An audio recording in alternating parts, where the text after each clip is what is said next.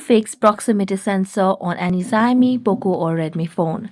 Hello everyone, welcome to this channel. I'm Emily and I'm here to help you out today. So without any delay, let's get started. So first of all, launch the settings application on your device. As you launch the settings application, tap on about phone section. Now scroll down and tap on detailed info and specs over here. As you do that, scroll down and you can see the option of kernel version. So just tap it for 4 to 5 times over here. And as you tap on it, it will lead you to the hardware test. So just scroll down and you can see the options of proximity sensor over here.